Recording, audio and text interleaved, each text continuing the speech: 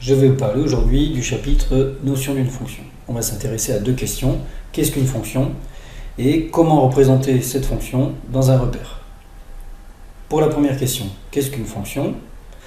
On imagine une machine appelée fonction sur laquelle on rentre le chiffre 1 et elle nous sort le chiffre 3.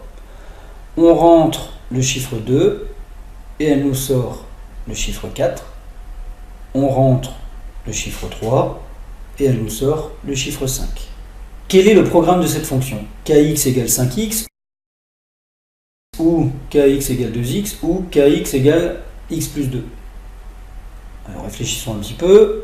Entre le nombre qui sort et le nombre qui rentre, on a bien ajouté 2. Donc si on fait rentrer x dans la machine, on a bien en sorti x plus 2. Donc la formule de la fonction qui représente le programme de la machine est kx égale x plus 2.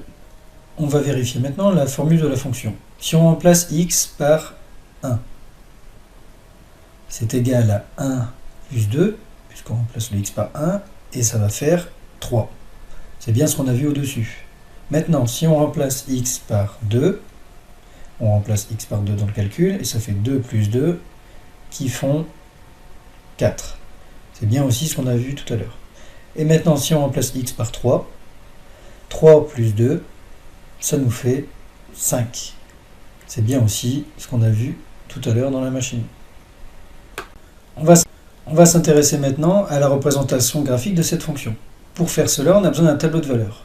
Alors comment est constitué le tableau de valeurs? Dans la première ligne, nous mettons les x, ce sont les antécédents. Et dans la deuxième ligne, nous mettons k de x, ce sont les images. Pour x égale 1, on a k de 1 qui vaut 3. Pour un antécédent de 2, on a une image de 4, et pour un antécédent de 3, on a une image de 5. On peut s'amuser à calculer d'autres valeurs. Pour 0, ça fait 2. Pour 6, ça fait 8, et pour 10, ça fait 12. La première ligne du tableau, ce sera l'axe des abscisses, donc x, et que la deuxième ligne du tableau, ce sera l'axe des ordonnées avec les images. Donc ce tableau de valeurs constitué d'abscisses et d'ordonnées nous permet de définir des coordonnées de points que nous allons pouvoir placer maintenant sur un graphique en utilisant GeoGebra. Donc on vient à l'aide de GeoGebra placer les points sur le graphique. Si vous n'arrivez pas à placer les points sur le graphique, vous pouvez utiliser la fiche outil GeoGebra. On vient placer le point de coordonnées 0,2, le point A. Ensuite on vient placer le point de coordonnées 1, 3, le point B. Et le point C de coordonnées 2, 4. Donc si on construit le segment perpendiculaire à l'axe des ordonnées et le segment perpendiculaire à l'axe des abscisses, on remarque que le point C est formé d'une image, donc 4, et d'un antécédent 2. On peut construire aussi le point D. On remarque qu'en construisant les segments perpendiculaires aux deux axes, on a la même chose. Ici, on peut dire que l'image du point D, c'est 5, et l'antécédent du point D, c'est 3.